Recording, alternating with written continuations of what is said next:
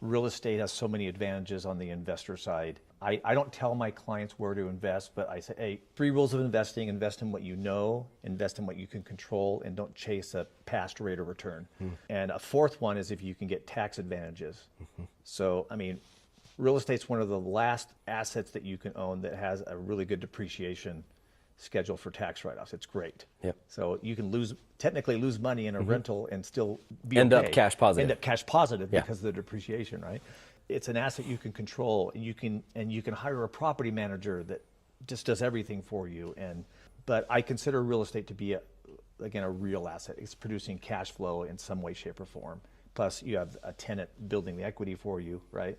So for people that are scared about getting into real estate as an investment pursuit and having a part of their asset portfolio on the real estate side, what's some advice you can give people that, mainly because they don't understand, which creates fear? Yep. What are some things that they can understand about real estate as an investment option? It is different. It's different, and yet it's similar to investing in companies or stocks. Yeah. Stuff's just called a little bit different. You know, if you go through a P&L of a company and you go through a pro forma of a real estate deal, you're going to see a lot of similarities.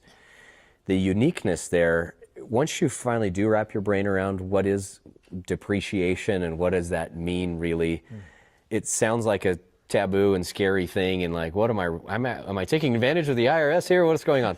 The IRS loves real estate, and they want to encourage us to own real estate, and that's why they've continued to have sections within the tax code that allow it. And so you can make a lot of gains in value on a property and sell it, and then put that same money into the next property and defer your taxes, not have to pay the taxes on that gain for as long as you continue to own those properties.